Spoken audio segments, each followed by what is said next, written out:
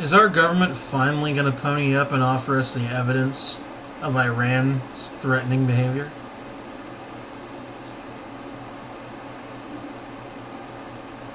To quote a certain banned YouTuber now on BitChute, let's find out. Iran makes new nuclear threats that would reverse steps in pact.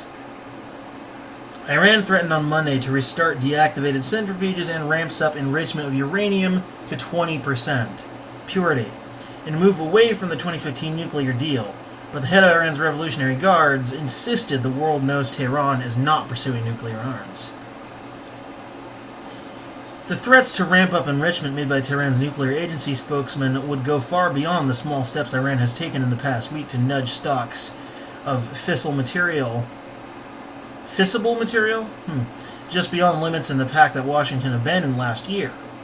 They would reverse the major achievements of the agreement intended to block Iran from making a nuclear weapon and raise serious questions about whether the accord is still viable. Iran omitted important details about how far it might go to returning to the status quo, but the pact, when Western experts believe it could build a bomb within months. Yeah, but were those experts possibly paid off or coerced?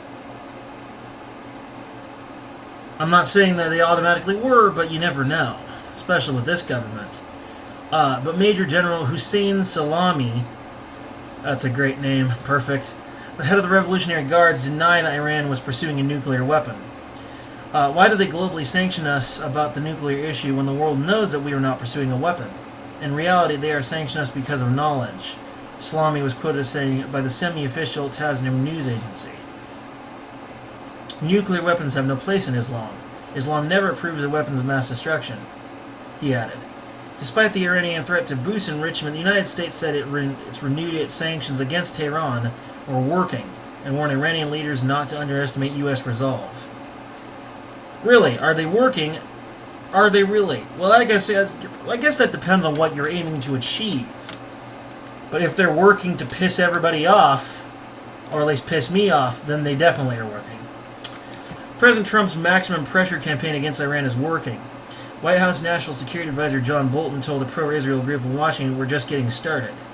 The president's goal is to get a new deal that would be negotiated in the best interest of the United States.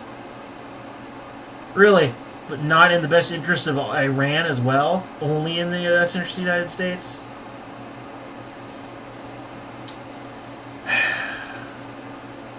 Merry Trumpmas, everybody.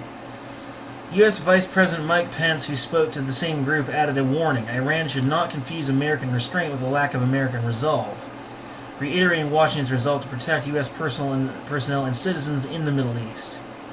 Nuclear diplomacy is one aspect of a wider confrontation between Washington and Tehran that has threatened to spiral into open conflict since the United States tightened sanctions from May. Behrouz Kamalvandi, spokesman for Iran's Atomic Energy Organization, or IAEA, confirmed that Tehran had enriched uranium beyond the 2015 deal's limit of 3.67%, purity passing 4.5 according to news agency ISNA. Well, since Washington pulled out of the deal, then I assume they would have that right. The IAEA, the UN nuclear watchdog, confirmed it had verified Iran's enrichment was beyond 3.67%. Iran has said it will take another third step away from the deal within 60 days. Kamalvandi said options including enriching uranium to 20% purity or beyond and restarting IR-2M centrifuges dismantled under the deal. Such threats put new pressure on European countries, which insist Iran must continue to comply with the agreement even though the United States is no longer doing so. French President Emmanuel Macron was sending his top diplomatic advisor to Iran on Tuesday and Wednesday to try to help to defuse tensions, a presidential official said. The White House said Trump had spoken to Macron on Monday to discuss efforts to ensure Iran does not obtain a nuclear weapon. The Iran nuclear deal. Yeah, so here's what I have to say about this. Since Washington pulled out of the deal, why should they have to honor it? It takes two to tango, after all.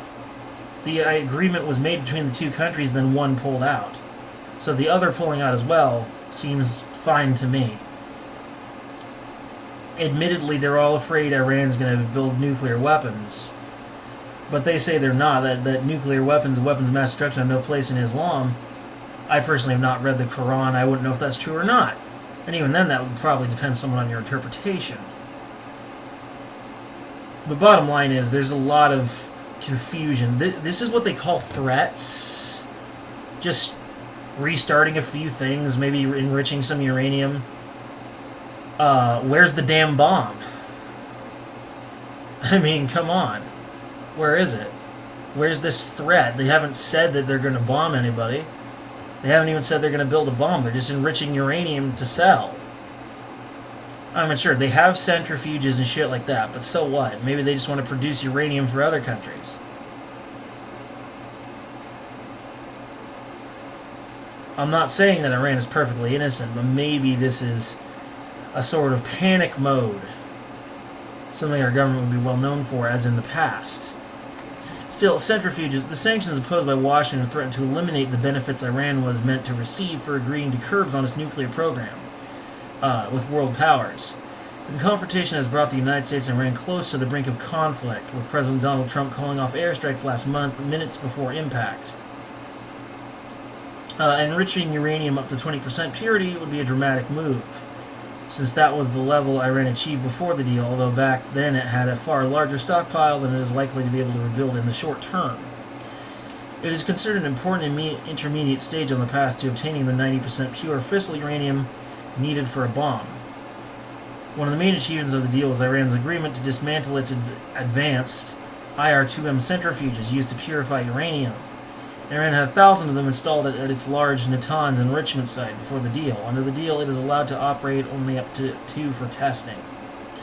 Still, the threatened measures also appear intended to be sufficiently ambiguous to hold back from fully repudiating the deal. Kamalvandi did not specify how much uranium Iran might purify to the higher level, nor how many centrifuges it would consider restarting. He did not mention others more advanced centrifuges, including the most advanced, the IRS Iran. Has said all the steps it is contemplating are reversible. I mean, yeah, so what? They might build a few nukes, maybe they're just going to sell them, or use them as a deterrent, like everyone else does. I mean, they would be idiots to actually launch these things. I mean, we'd literally be talking about mutually assured destruction here. There's no way in hell they'd be stupid enough to try it. I think they just want it as a security blanket. Very much in the same way I think North Korea wanted nukes, as a security blanket. I don't know, prove me wrong. Someone in the comment section, prove me wrong. Do it. But piracy, pure and simple. European countries do not directly support the U.S. sanctions, but have been unable to come up with ways to allow Iran to avert them. In a separate standoff, Iran's foreign minister accused Britain of piracy for seizing an Iranian oil tanker last week. Britain says the ship, which was boarded by Royal Marines as it was entering the Mediterranean the Mediterranean of Gibraltar, was found for Syrian violation of Europe Union sanctions over the conflict there. Iran is neither a member of the EU nor subject to any European oil embargo. Last I checked, EU was against extraterritoriality. UK's unlawful seizure of a tanker with an Iranian oil on behalf of B-Team hashtag B-Team is piracy, pure and simple. Iran's foreign minister Mohammad Javad Zarif tweeted on Monday using B-Team as a derisory term for the Trump administration. Iran says the deal allows it to respond to the U.S. breach by reducing its compliance, and it will do so every 60 days. Zarif also tweeted that world powers will not be able to negotiate a better deal than the 2015 nuclear deal. Hashtag B-Team sold at real Donald Trump on the folly that killing hashtag JCPOA through economic terrorism can get him a better deal. Zarif referring to the deal by its acronym for the Joint Comprehensive Plan of Action. As it becomes increasingly clear that there won't be a better deal, they're bizarrely urging Iran's full compliance. There's a way out, but not with the B-Team in charge. Yeah, Trump wants a better deal, but they're not letting him have it. In fact, they're being so difficult that at this point the effort seems almost pointless. I say just let them have it. Let them have their damn nuke. They'd be stupid to actually want to use it anyway. Either let them have it or get back in the deal. Trump's not going to get his better deal, period. This is one time when a deal is not going to be made with him involved. Plain and simple. Iran's just going to be too difficult. They won't capitulate. Anyway.